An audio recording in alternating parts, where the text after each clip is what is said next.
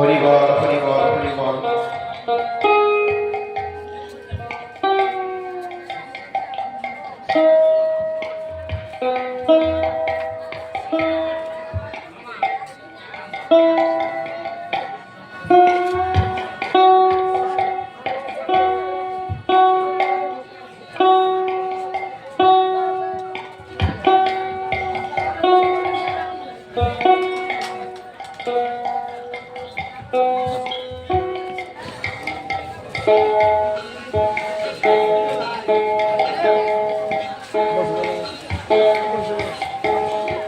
পান নিয়ে আসি।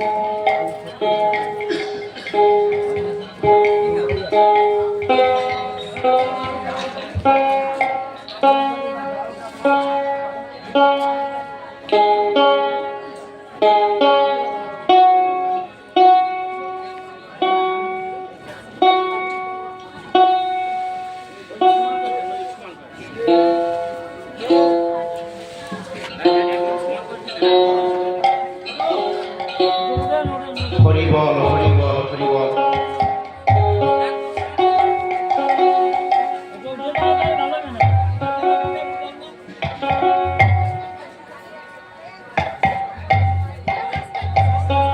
জয় হরি বল।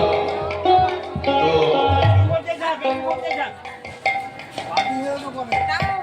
সর্বপ্রথম প্রণাম জানাই স্বামী হরি যুগল চরণে এবং আসরে সমাবেত সাধু গোসাই পাগল সমস্ত ভক্ত এবং ভক্তিমতী মায়ের একটি চরণে জানাই আমার অন্তরের অন্তরস্থল থেকে ভক্তিপূর্ণ প্রণাম।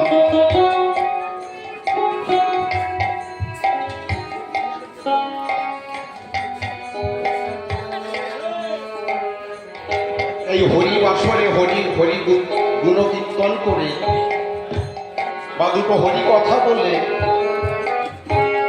আপনাদের মনে আনন্দ দেব সেরকম কোনো শক্তি বা ভক্তি আমার মধ্যে নেই।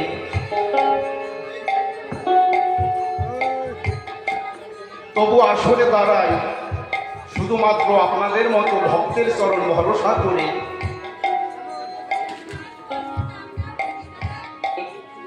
ঠাকুর বলেছে আমা হতে নাম বড়, নাম হতে আমার ভক্ত বড়, আর ভক্ত হতে ভক্তের চরণ ধুলি আরো বড়।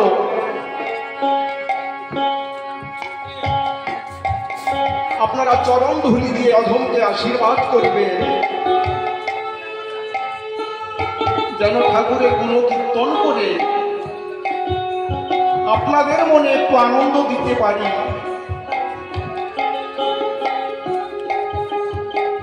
গান শুরু করার আগে দুটো কথা না বললেই নয়।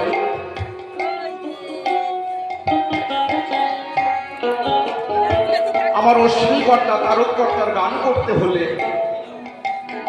আমার ক্ষুদ্র জ্ঞানে আমার যেটুকু মনে হয় শক্তি এবং ভক্তি এই দুটি জিনিসেরই প্রয়োজন হয় এবং ঠাকুরের শ্রীপাদ পদ্মে নিজেকে সমর্পণ করতে হয়। যেভাবে সমর্পণ করেছিল আমার অশ্বিনীকর্তা আমার তারককর্তা,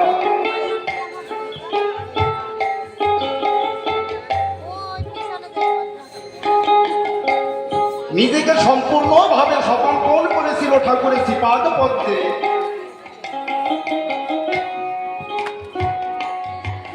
গতকাল থেকে এই হরিবাসরে মধুর নাম সংকীর্তন হচ্ছে। আমি এই বাড়িতে এবার প্রথম আসলাম, দাদার বিয়াই বাড়ি এটা। তো দাদার মুখে যতটুকু শুনেছি যে ভাই একবার চল সেই বাড়ির যতগুলো মানুষ আছে তারা পরম হরি ভক্ত, তুই না গেলে বুঝতে পারবি না।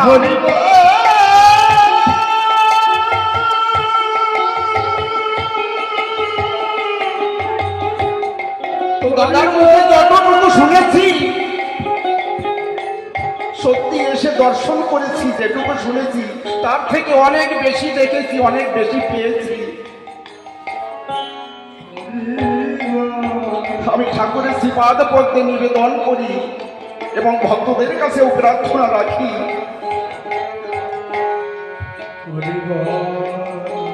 আজকে এই বাড়ির গৃহকর্তা যারা,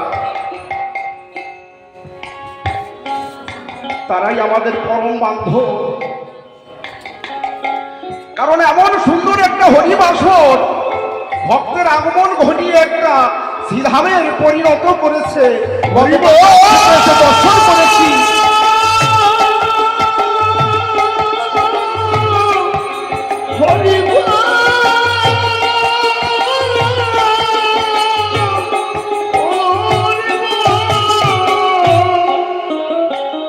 আমি ঠাকুরের চরণে প্রার্থনা রাখি, হে দয়াল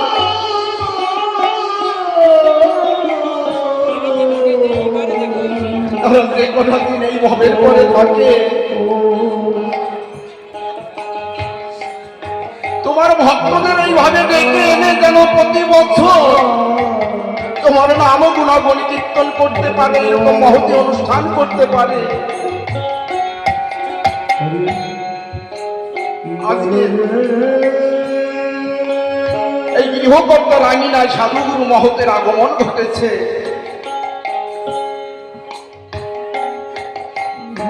মহতী অনুষ্ঠান সবার বাড়িতে হয় না বাবা।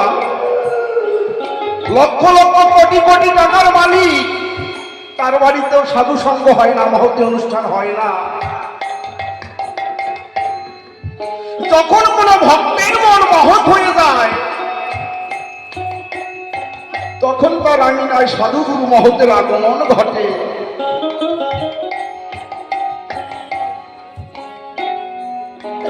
আজকে এই ভক্তের মন মহৎ হয়েছে বলে আপনাদের মতো সাধুগুরু মহতের আগমন হয়েছে। আজ এই বাড়িতে মহতী অনুষ্ঠান হচ্ছে। আমি ঠাকুরের শ্রীচরণে প্রার্থনা করি, দয়া আজকে তোমার ভক্তদের ডেকে এনেছে, এই একটি দিনের বিনামে নিয়ে দেওয়া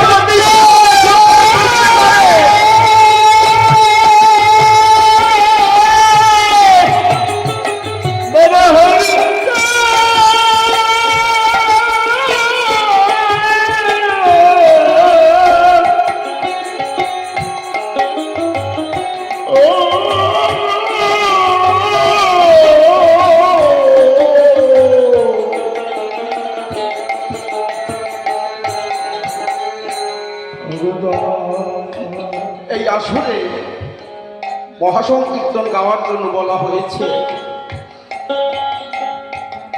জানি না কি করে গাইব। আমার অশ্বিনীকর্তা তারকর্তা যেভাবে ঠাকুরের চরণে নিজেদেরকে সমর্পণ করেছিল, আমি তো সেভাবে কোনো কিছুই করতে পারি না।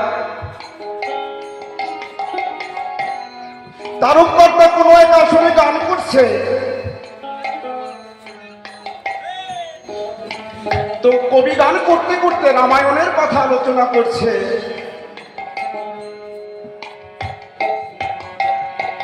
আলোচনার মধ্যে বলেছে, লম্ফ দিয়ে সাগর পার হয়ে লঙ্কায় গিয়েছিল জাম্বুমান।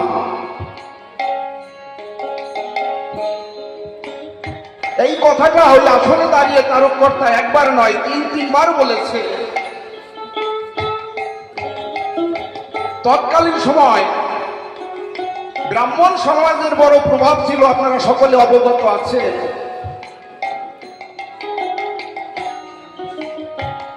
ব্রাহ্মণেরা সকলে তারকর্তাকে ঘিরে ধরেছে।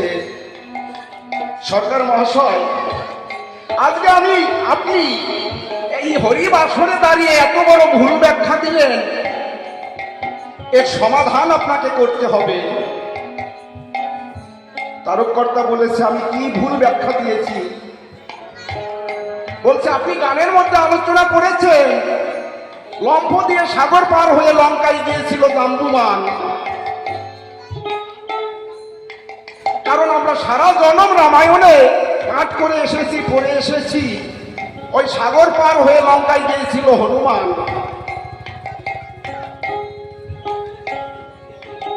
তারকর্তা করজোরে বলছে ব্রাহ্মণদের কাছে, আমি জাম্বুমানের কথা বলেছি? বলছে, হ্যাঁ, আপনি একবার নয়, তিনবার এই কথাটা বলেছেন।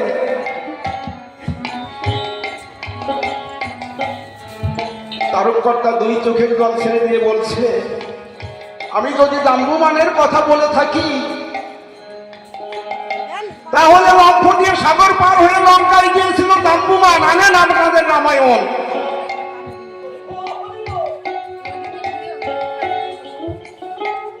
ওই আসলে যে রামায়ণ খানি এনে খুলে দেখতে পায়, রামায়ণের মধ্যে লেখা আছে লম্ফ দিয়ে সাগর পার হয়ে লঙ্কায় গিয়েছিল জাম্বুমান। হনুমানের কোনো নামগন্ধ নেই। হরি বল।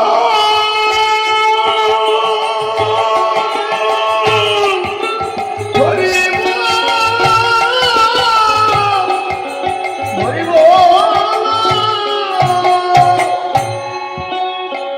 সেই আসরে একে একে 17খানি রামায়ণ এসে এনেছিল। যে রামায়ণ খানি খুলে, সেই রামায়ণ খানি খুলে দেখতে পায় সেখানে জাম্বুমানের নাম লেখা রয়েছে।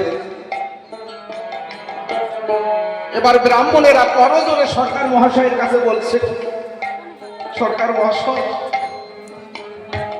আমরা সারা জনম রামায়ণে পাঠ করে এসেছি যে লম্ফ দিয়ে সাগর পার হয়ে লঙ্কায় গিয়েছিল হনুমান,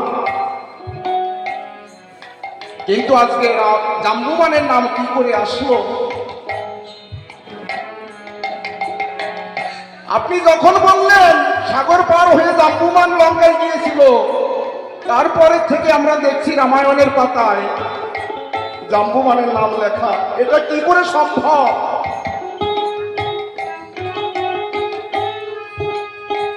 তারককর্তা দুই চোখের জল ছেড়ে দিয়ে বলছে, আমি যেদিন হতে আমার এই দেহ মনে জীবন যৌবন আমার দয়াল হরির চরণে অর্পণ করেছি,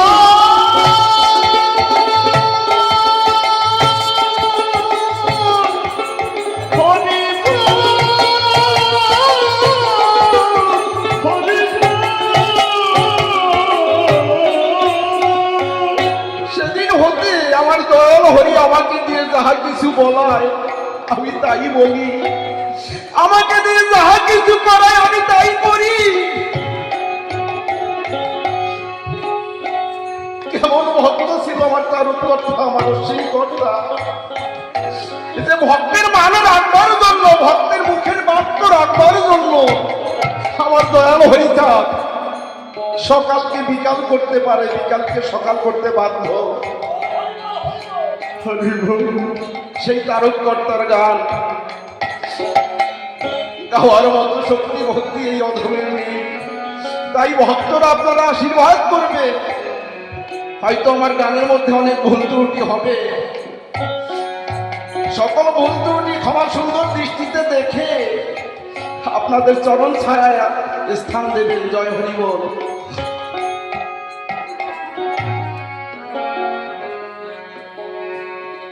বলো জয় জয়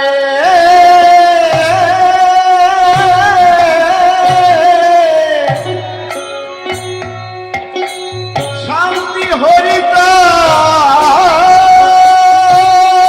গুরুতা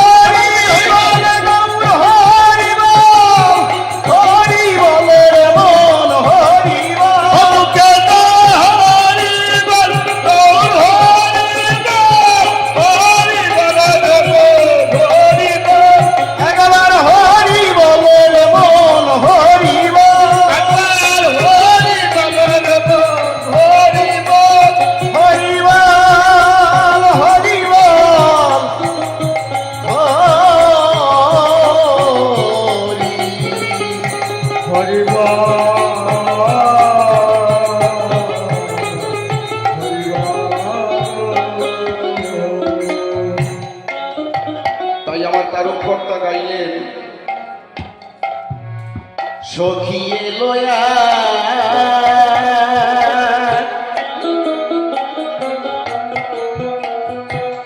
এলো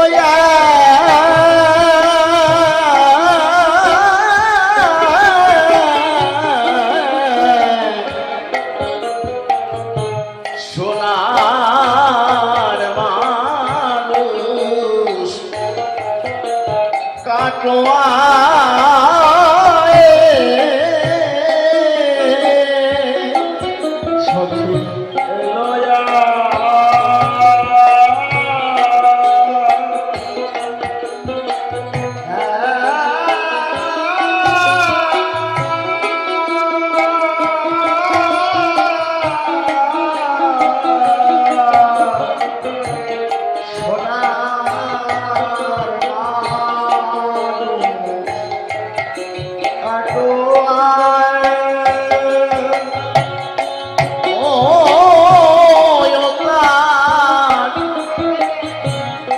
রাঙা পায়ে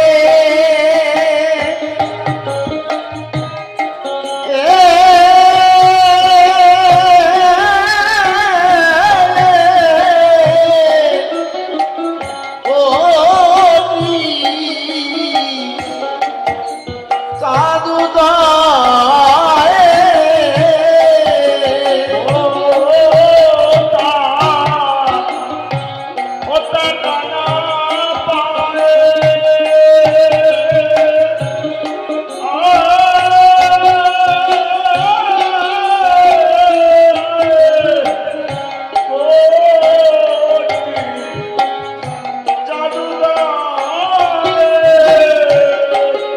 হবে মানুষ সন্ন্যাসী নাকি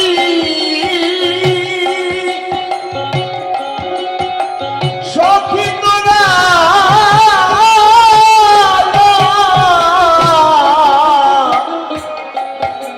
তোরা দেখছে আয় হবে এই মানুষ সন্ন্যাসী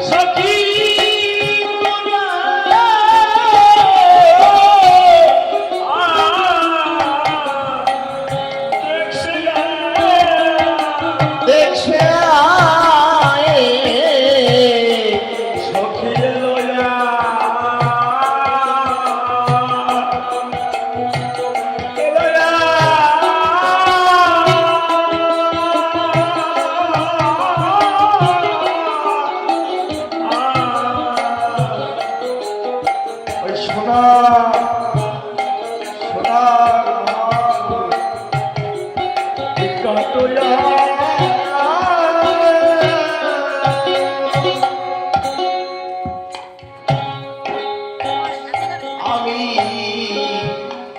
দিয়েছিলাম জল আনিতে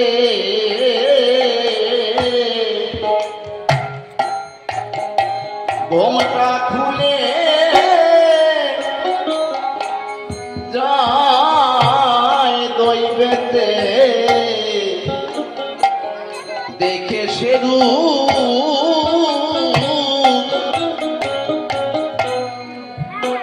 কটা খেতে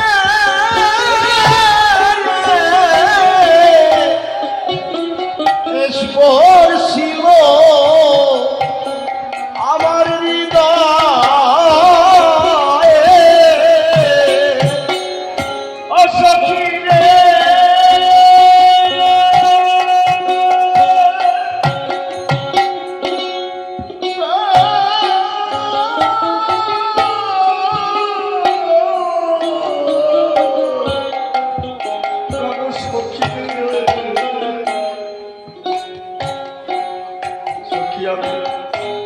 আমি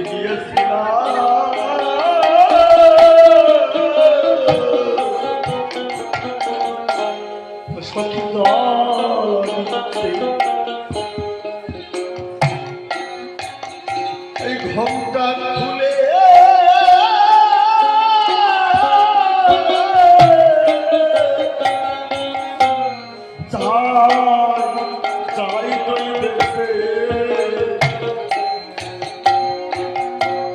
আমি দেখেছি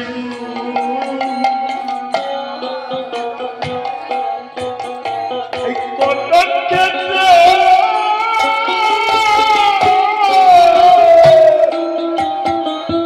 স্পর্শিল আমার হৃদয়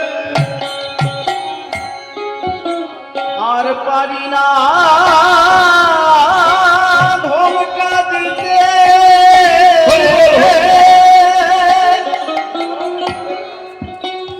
এই মন সরে না গৃহে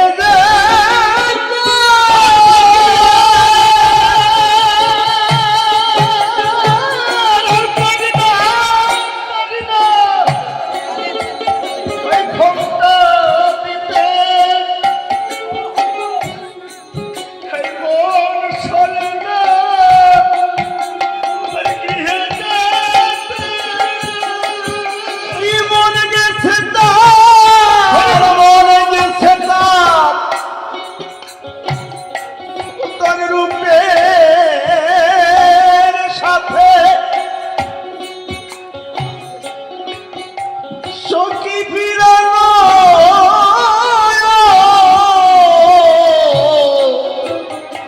হইয়াছে দায়ে আমার মন ওইরকম একটা সোনার মানুষ যে দেখেছে তার মন কি আর ঘরে ফিরে যেতে চায় পারবে আমার এই বাবা পারবে অসম্ভব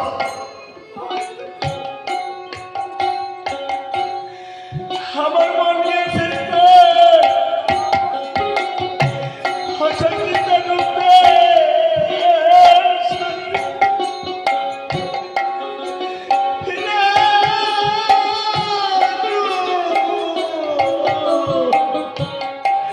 হয়েছে না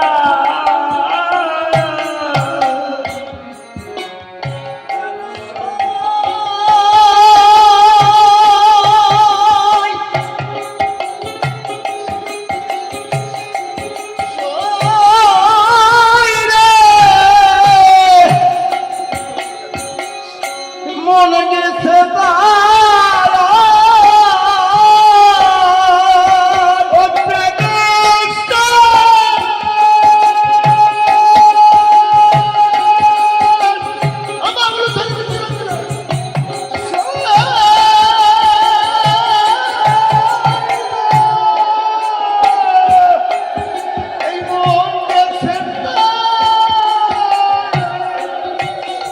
মনে গেছে তার রূপের সাথে ফিরানো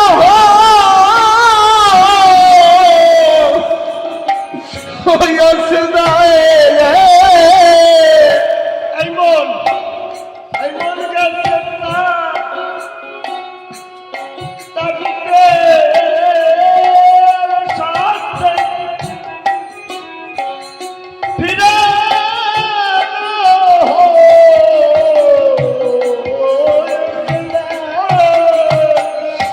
সখিয়ে লয়া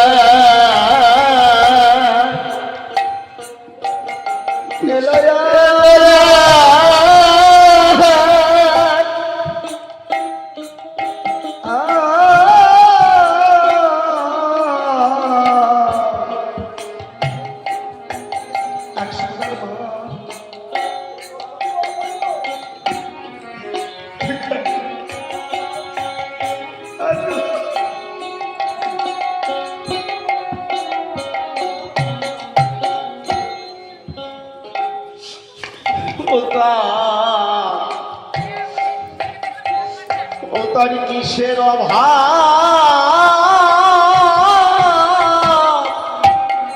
ছিল ঘরে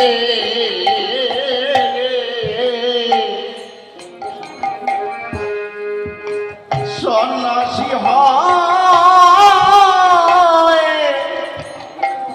তারি তরে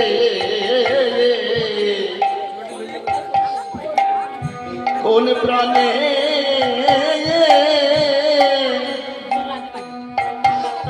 ভারতী তারে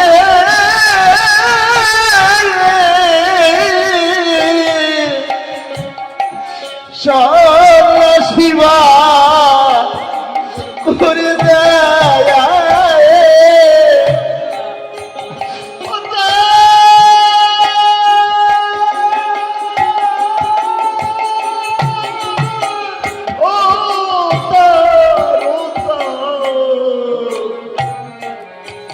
সখী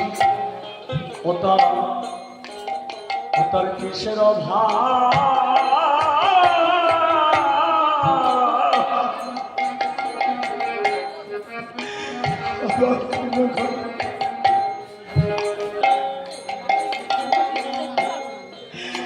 সন্ন্যাসী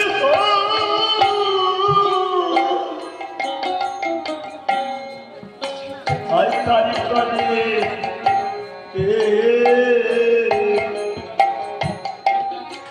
সখী প্রাণে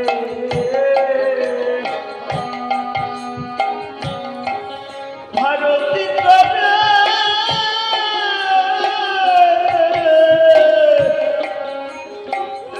সন্ন্যাসী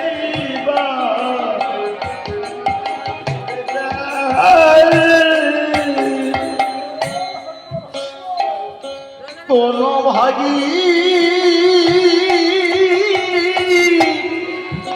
হৃদয়ের ধন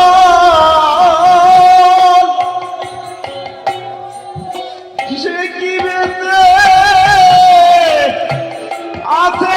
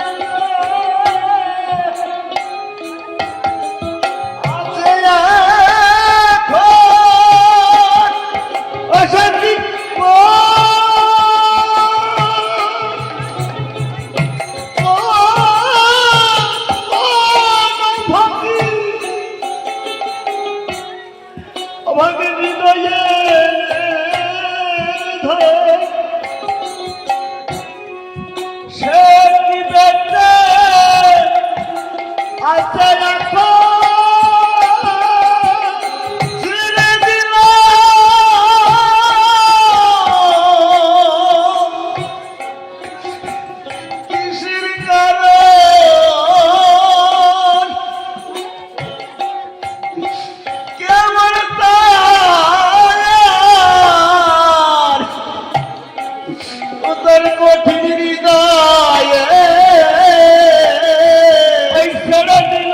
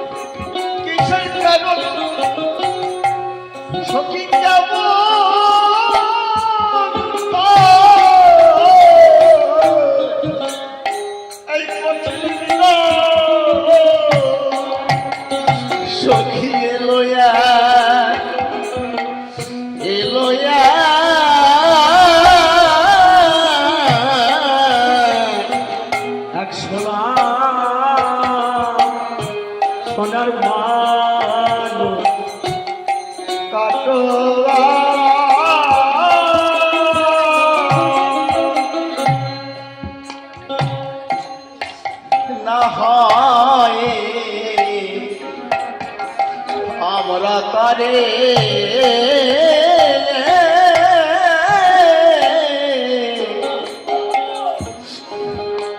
আরে লয়ে আসি ওই শ্রীচরণে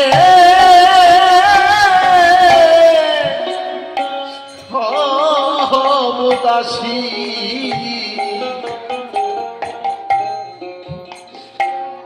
ঘরে বসে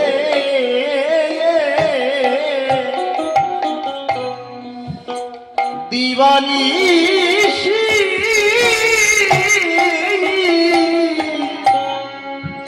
রাগমণি দি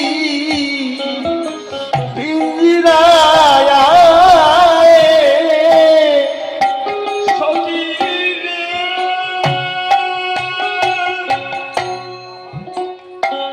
সখী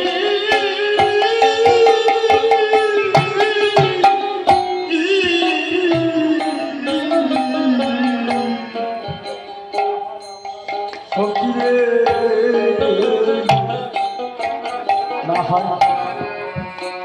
হয় আমরা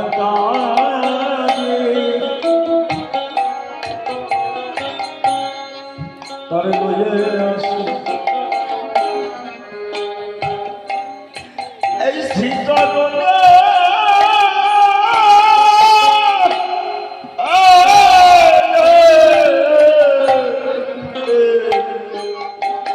ভাবো দাসী এইটুকু বয়সে এই সমস্ত গান, এই গানের মধ্যে কি অর্থ আছে, কি শব্দ আছে আমি বুঝতে পারি। অসম্ভব এই সমস্ত গানের অর্থ এবং এই ভক্ত সমাজে গাওয়া। আমার মতো এই বয়সে ছেলে গাবে এই খুব কঠিন ব্যাপার। তার মৌসুমী গান গাওয়া আমার এক বিশাল কি বলবো ধারণার বাইরে, যাত্রার পক্ষে সম্ভব নয়। দেহের মনের সাত্বিক পিতা চোখের জলটা কি জন্য পড়ছে আমি কি বুঝে গেলে এমনি এমনি পড়ছে। যে হরিপ্রেমে যদি না যাবে সেই ভক্ত, তাহলে হরিপ্রেমের যে কি মূল জিনিস সে কি বুঝতে পারে পারে না। যে আমার হরিচাঁদকে প্রাণ থেকে ভালোবেসেছে এবং মা বাবাকে স্নেহ মমতা দিয়ে জড়িয়ে ধরেছে, সে তো অন্য কোনো পথ দেখতে চায় না। তাকে হাজার মারলেও সে ওই পথে যাবে না, যাবে। তারকের যে কথাগুলো, যে গানগুলো, অশ্বিনীর যে কথাগুলো, গানগুলো মাঝে মাঝে যখন অনুষ্ঠান ছাড়া বাড়ি একা একা বসে থাকি, তখন মনে মনে ভাবলে না, চিন্তা করলে কেমন যেন একটু কষ্ট। কোন মানুষটা হারিয়ে চলে গেছে, তারা কি দৃষ্টি পেয়েছিল আর আমরা কি পাচ্ছি। না হয় আমরা তাদের সখী লইয়ে আসি ওই শ্রীচরণে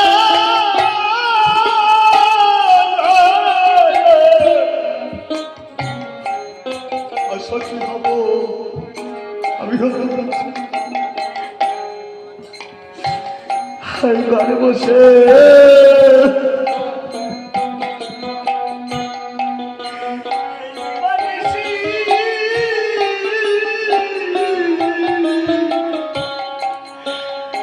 আমি রাগ বলে দিই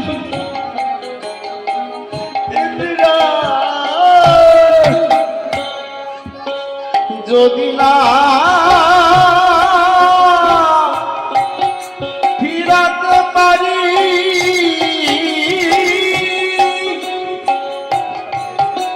তারই সঙ্গে সহজ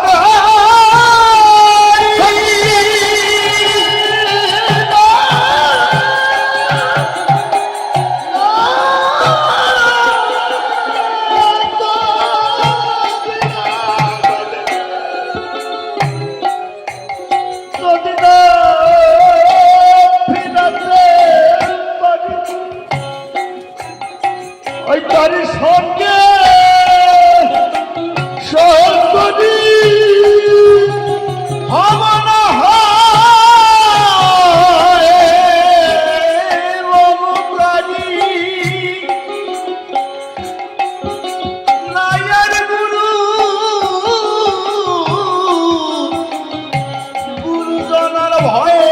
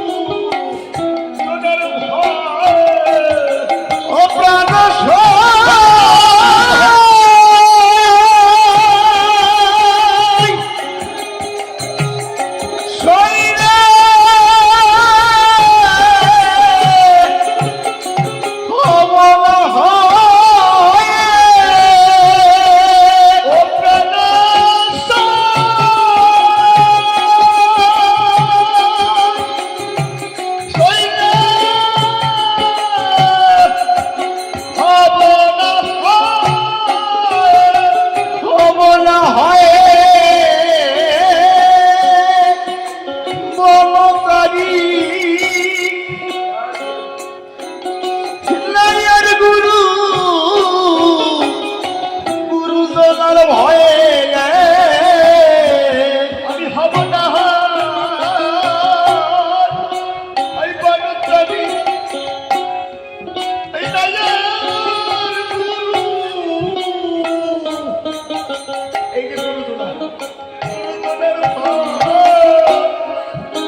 সখী এলোয়া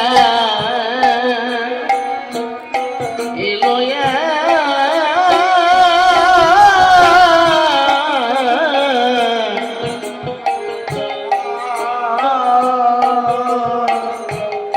সোনার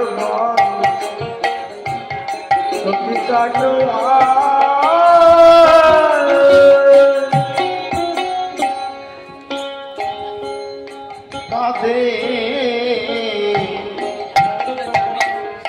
কাঁদে হা কৃষ্ণ হা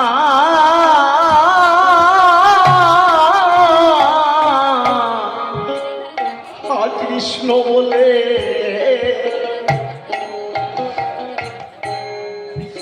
এই বক্ষ ভাসে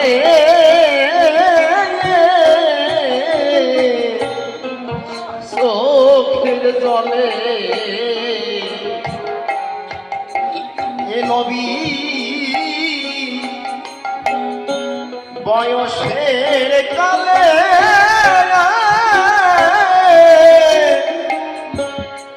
কেন এ ভাবে হৃদয়ে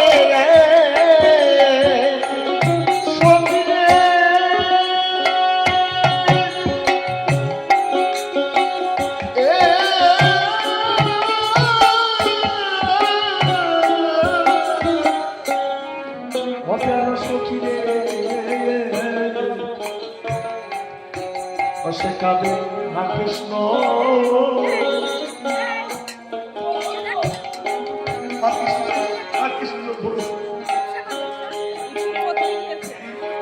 এই ভক্ত ভেসে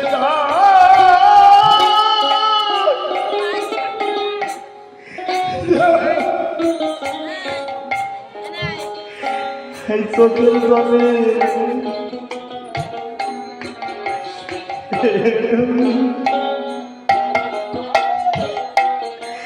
বয়সের কালে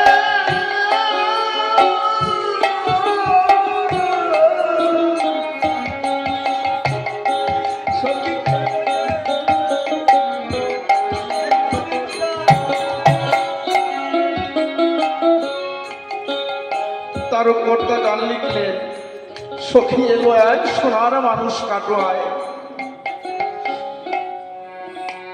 গৌরাঙ্গ মহাপ্রভুকে বললেন সোনার মানুষ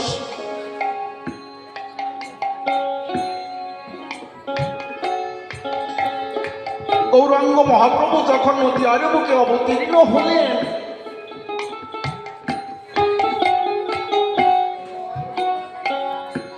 মাত্র 24 বছর বয়সে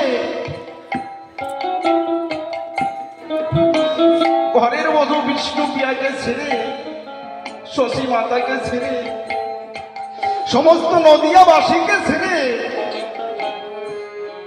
এই কলির দ্বীপ উদ্ধারের পরে সন্ন্যাস ধর্ম গ্রহণ করলেন। যে কথা তারককর্তা এই গানের মধ্যে লিপিবদ্ধ করেছেন, কাঁধে হাই কৃষ্ণ বলে বক্ষ ভাষা চোখের জলে এ নবীন বয়সের কালে কেন এভাবে উদয়।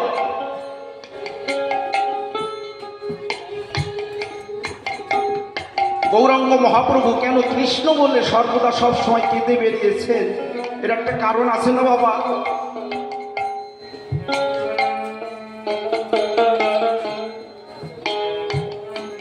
প্রেমময়ী রাধারানী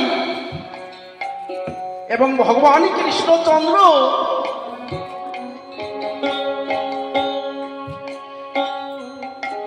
দুজন সামনাসামনি বসে কথাবার্তা আলোচনা করছে। ভগবানও বললেন, ও রাধে, এই জগতের মধ্যে, এই জগতের বুকে কত ভক্তই তো আমার কাছে কত কিছু চায়, তুমিও তো আমার কাছে কিছু চাইতে পারো, তুমিও আমার কাছে কিছু চাও।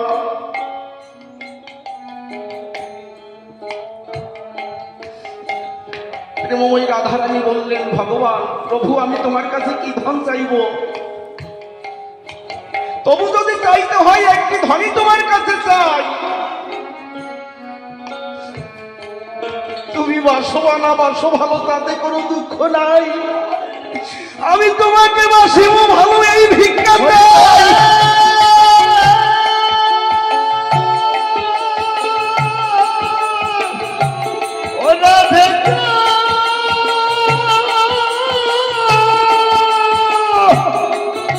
হরি বল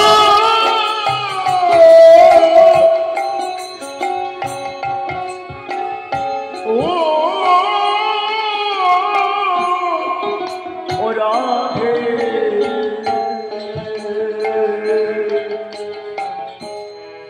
ও সখী রে,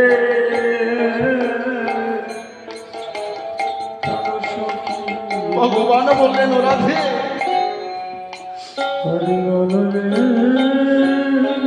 তুমি এমন ধন চাইলে, এমন চাওয়া চাইলে, যে জন্ম জন্মান্তর ধরে তুমি আমাকে তোমার কাছে ঋণী করে রাখলে।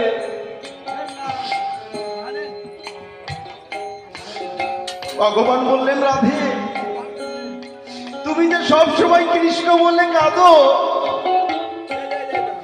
কৃষ্ণ বলে কেঁদে যে কত সুখ পাও,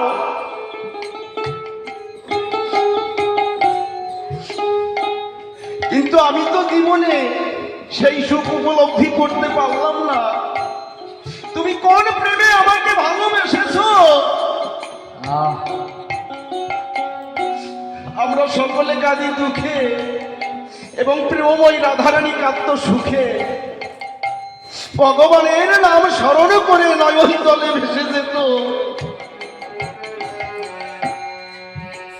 ভগবান বললেন, তোমার ওই অহৈতুকী অকামনা রাগান্তিকা যে প্রেম, আমি ওই প্রেম রস আস্বাদন করতে চাই। রাধারানী বললেন, তুমি পারবে না প্রভু, কারণ তুমি যে এই জগতের বুকে ভগবান হয়ে অবতীর্ণ হয়েছ, ওই প্রেম রস আস্বাদন করতে হলে তোমাকে ভক্ত হয়ে এই জগতের বুকে আসতে হবে। ভগবান বললেন, আমি তাই করবো রাধে, আমি তাই করব।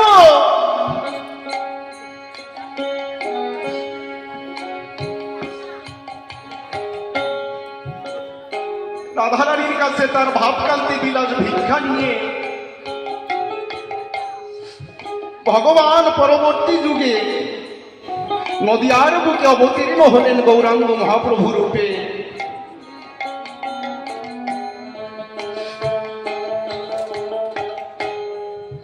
এমন অপরূপ রূপের মানুষ ছিলেন গৌরাঙ্গ মহাপ্রভু, এমন সোনার মানুষ ছিলেন।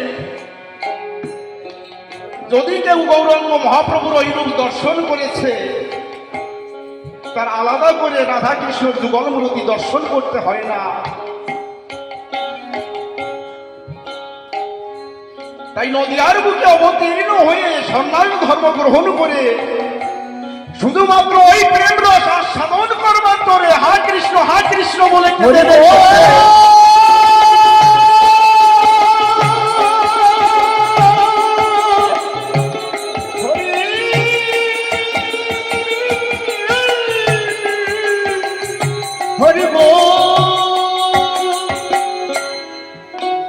যে কথা তারক কর্তাই গানের মধ্যে লিপিবদ্ধ করেছে,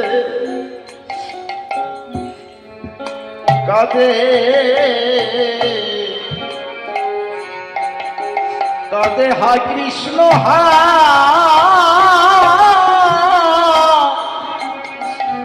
কৃষ্ণ বলে এই বক্ষবাসে চোখের জলে নবী এই নবীনে বয়সের কালে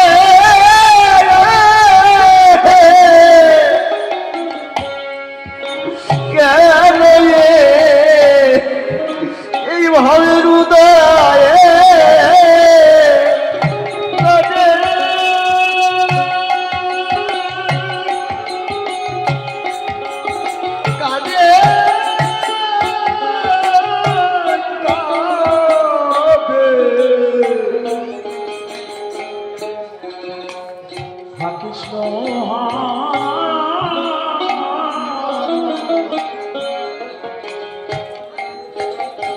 কৃষ্ণ বলে এই পক্ষ ভেসে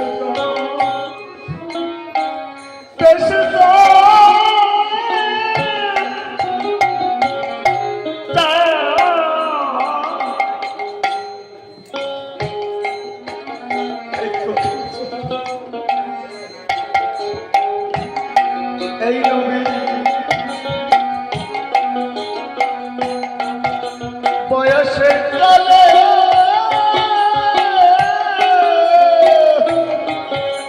কেন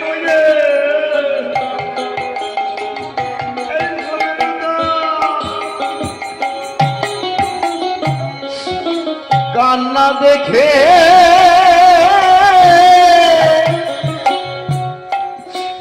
কেঁদে মরি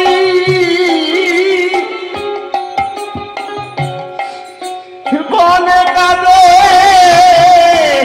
করি হরি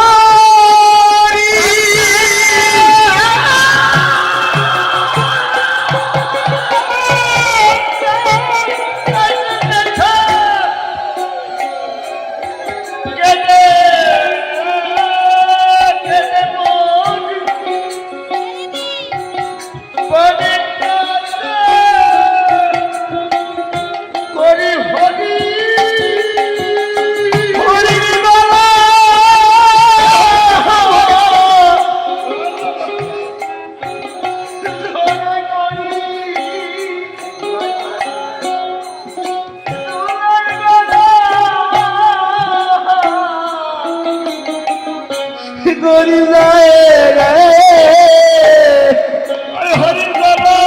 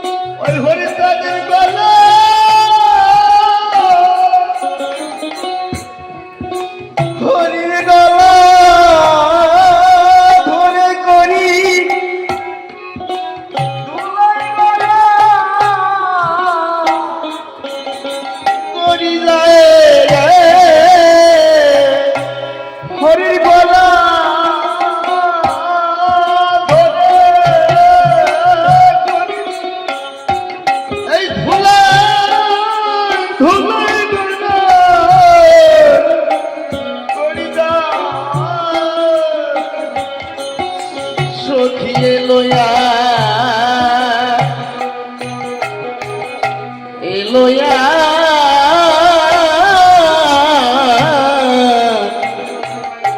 সোনা এক সোনার পান কাটলা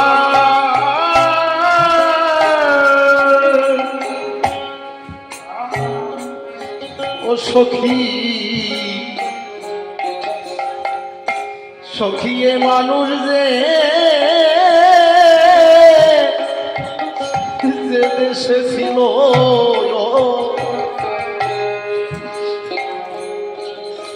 সেই দেশের মানুষ কি বলো কেমনে গৃহেতে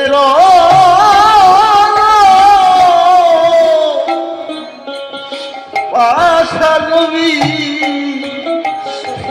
ভিতরে যায় সখী রে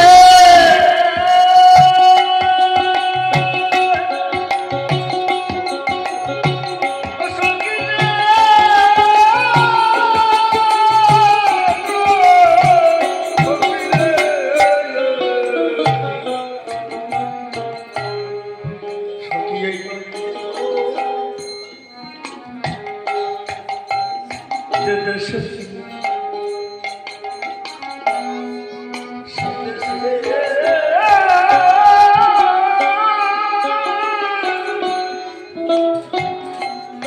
দেশের মানুষ বলবো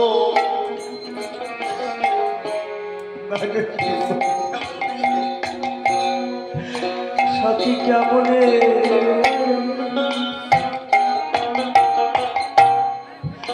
গৃহেতে গেল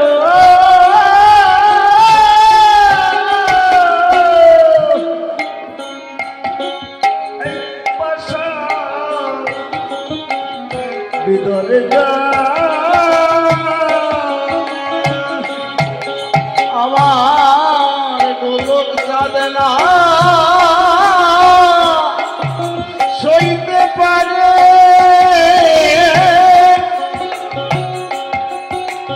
এই প্রাণ দিল হরি তাদের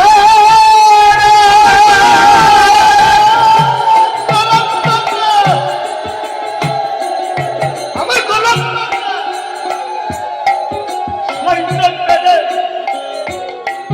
এই প্রাণ দিল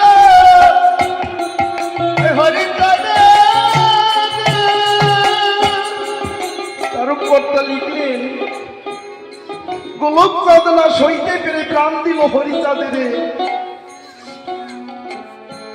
যে কথা আমার সৌমিত্র ভাই আগের গানে সুন্দরভাবে আলোচনা করে গেছে।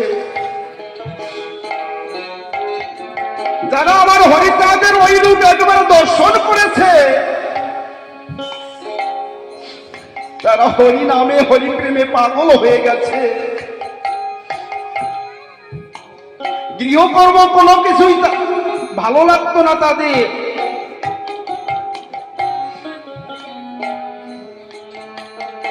আমার অশ্বিনী দত্ত একটা গানের মধ্যে লিখেছে নারকেল বাড়ির গোলক পাগলেও তার মহিমা অপার। আমার ঠাকুর দ্বাদশ পাগল নিয়ে অবতীর্ণ হয়েছিলেন পূর্ণ ব্রহ্ম শ্রী শ্রী হরিচাঁদ ঠাকুর। তার যতটা শক্তি ছিল আমার মনে হয় ওই যে দ্বাদশ পাগল, ওই দ্বাদশ পাগলের মধ্যেও তার থেকে কোনো অংশে শক্তি কম ছিল না। তবু তারা হরিচাঁদকে সবসময় মাথায় করে রাখত, সর্বোপরি মনে করত।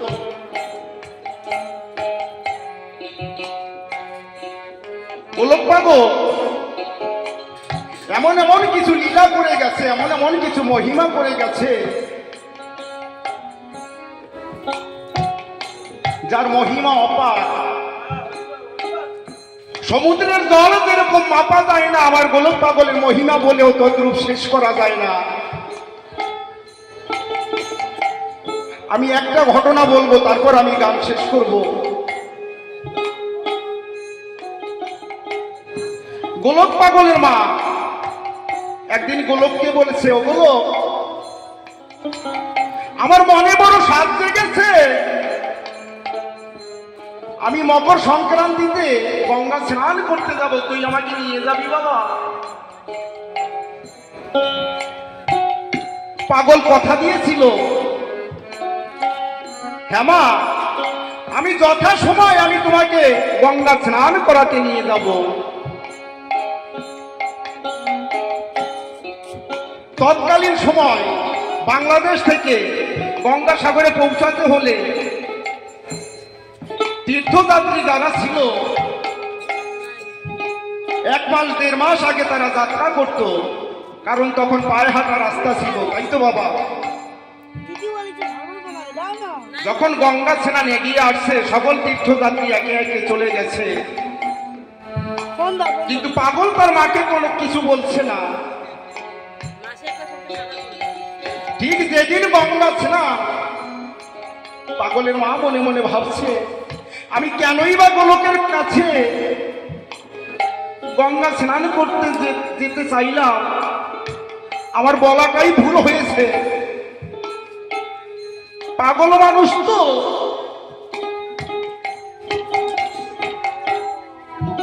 মায়ের অন্তরের ভাব বুঝতে পেরে পাগল গুটি গুটি পায়ে এগিয়ে এসে মাকে বলছে, ও মা, তুমি গঙ্গা স্নানে যাবে না মা? মাত্র কিছু মুহূর্ত বাকি আছে স্নানে। মা বলছে, ওগুলো অনেক পাগলামি হয়েছে, এবার তোর পাগলামি বন্ধ কর, কারণ যারা গঙ্গা স্নানে যাবে তারা তো আরো 1-1.5 মাস আগে সকলে চলে গেছে, আর আজকে গঙ্গা স্নান, আর এখন বলছিস মা তুমি গঙ্গা স্নানে যাবে না? গোলক বলছে, ও মা, তোমার গোলক তো তোমাকে কথা দিয়েছে যে তোমাকে গঙ্গা স্নান করাতে নিয়ে যাবে। পাগলের স্ত্রীকে বলছে, তুমি মাকে ঘরে নিয়ে একখানা নতুন বস্ত্র পরিধানে পরিয়ে আনো, আর একখানি নতুন বস্ত্র এই দরজার সামনে উঠোনে পেতে দাও। পাগলের কথা মতো তার স্ত্রী তাই করেছে। মাকে কোলে তুলে নিয়ে পাগল ওই নূতন বস্ত্রের পরে বসিয়েছে। মায়ের হাতখানি পাগলের মাথার উপরে রেখে বলছে, মা, এই কাপড়ের পরে চোখ বন্ধ করে তুমি বসে থাকবে, আমি যত সময় না বলবো তুমি চোখ মেলে তাকাবে না, আর যদি তাকাও তাহলে তুমি তোমার গোলকের মাথা খাও।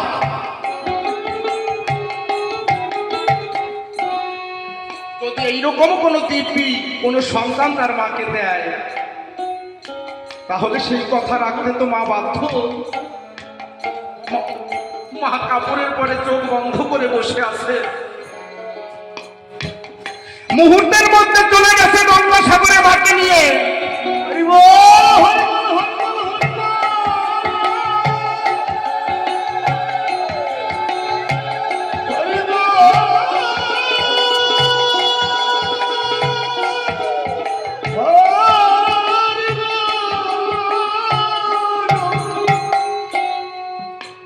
গঙ্গাসাগরে গিয়ে দেখতে পাই লক্ষ লক্ষ পুণ্যার্থী, তারা কেউ স্নান করছে, কেউ স্নান করবে, প্রস্তুত হচ্ছে।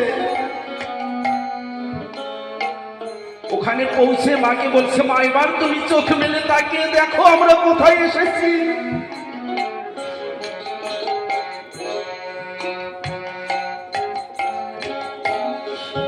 পাগল বলছে, ও মা, সবাই যে ঘাটে স্নান করছে তোমাকে এই ঘাটে স্নান করাবো না, যে ঘাটে কেউ স্নান করছে না আমি তোমাকে নিয়ে সেই ঘাটে যাব। মাকে নিয়ে সেই ঘাটে গিয়ে পাগল উপস্থিত হয়েছে। পাগল বলছে, ও মা, তাড়াতাড়ি জলের মধ্যে অবগাহন করো, যোগ শুরু হয়ে গেছে। মা জলে নেমে যখন ডুব দিয়েছে,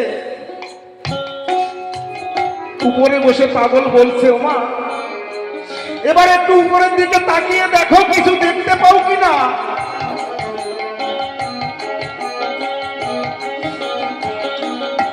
মা বলছে, হ্যাঁ গুলো দেখতে পাচ্ছি একটি পদ্ম ফুল। পাগল বলছে, ওমা তার উপরে কিছু দেখতে পাচ্ছ? মা বলছে, হ্যাঁ গুলো ওই পদ্ম ফুলের উপরে মকর বাহিনী গঙ্গা দেবী বসে আছে। হরি বল, হরি বল,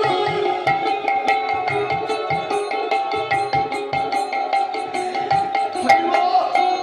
পাগল বলছে, ওমা তুমি তার উপরে কিছু দেখতে পাচ্ছ? মা বলছে, হ্যাঁ গো গঙ্গা দেবীর মাথার উপরে আরেকটি পদ্ম ফুল দেখতে পাচ্ছি। পাগল বলছে, ওমা মা গো তার উপরে কিছু দেখতে পাচ্ছ?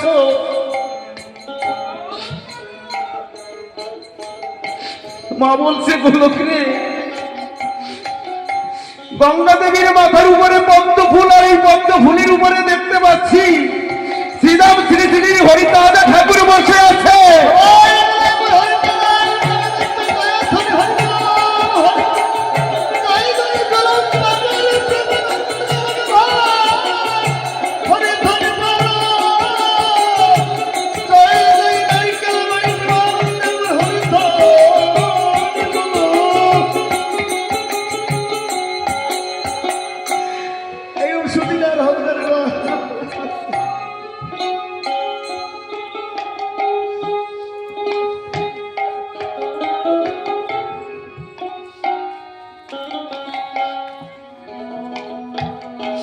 মা বলছে, গোলক রে গঙ্গা দেবীর মাথার উপরে ওরা গান্ধী শ্রী শ্রী হরিদাস ঠাকুর বসে আছে, আমি দর্শন করছি। পাগল বলছে, মা তুমি উঠে এসো, এবার তোমার স্নান সম্পূর্ণ হয়েছে। মা উঠে এসেছে, মাও কাঁদছে, পাগলও কাঁদছে।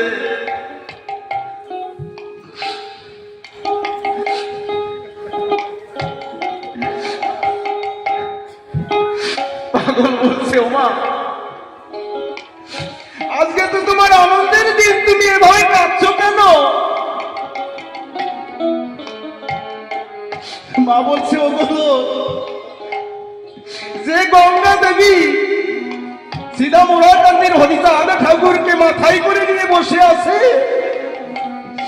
যে হরিদাস ঠাকুর এই বিশ্ব জগতের পিতা, এ কথা তুই আমাকে আগে কেন বললি না?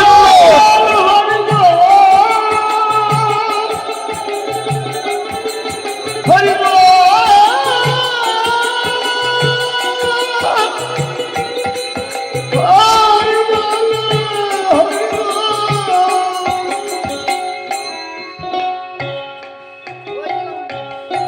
হরি বল,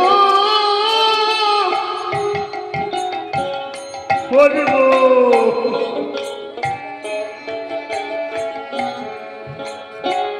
আমি যে আর দুঃখ কষ্ট সহ্য করতে পারছি না।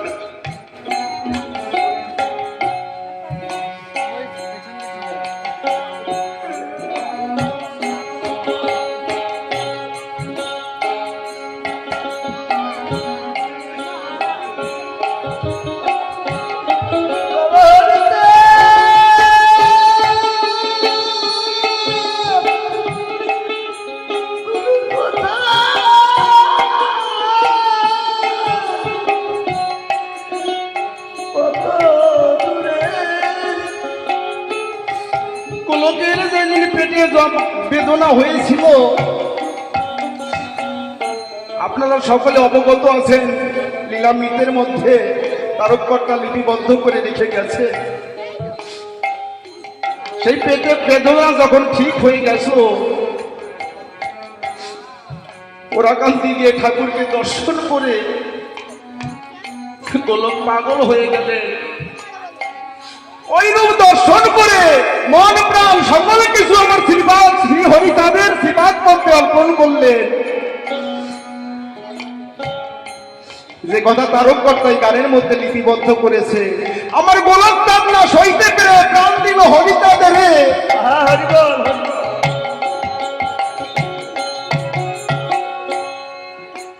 এবারে মহানন্দ কেঁদে ফেরে তারকে না আর নাই উপায় রে। এবার মহানন্দ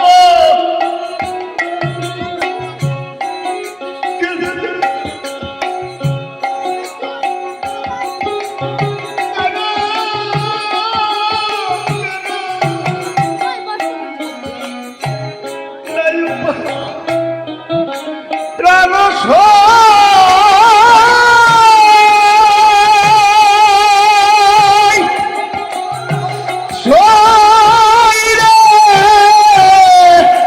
মহানন্দ ও প্রাণ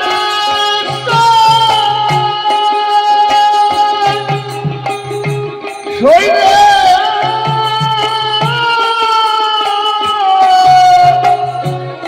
মহানন্দ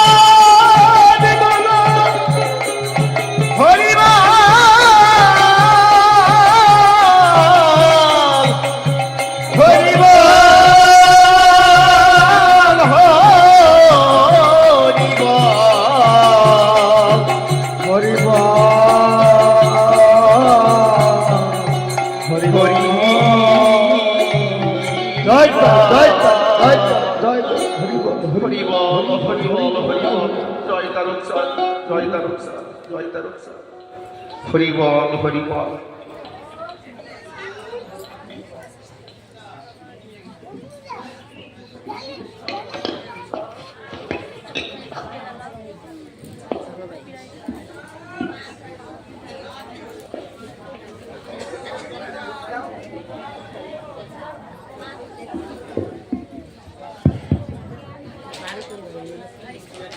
জয় হরি।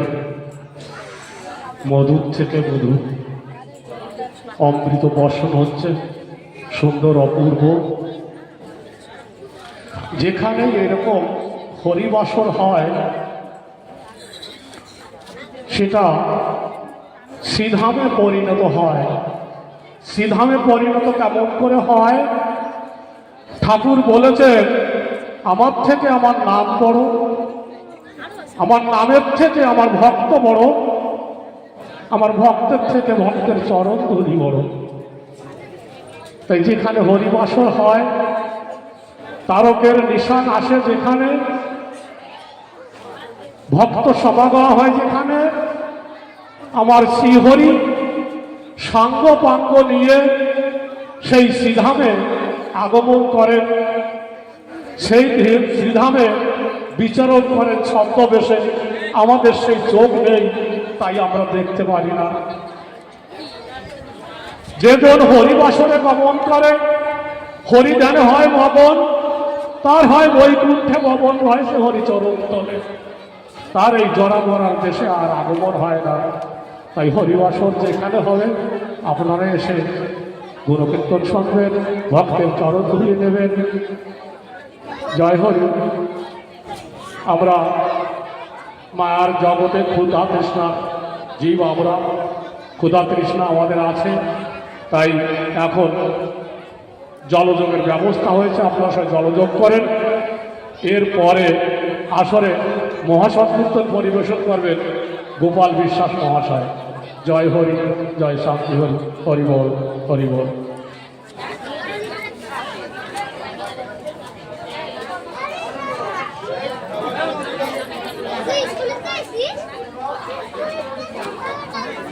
এখন কি বলছি?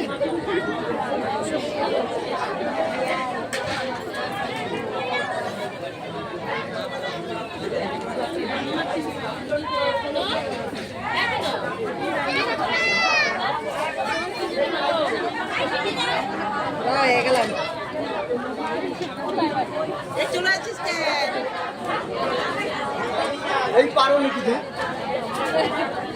এত মনেই না।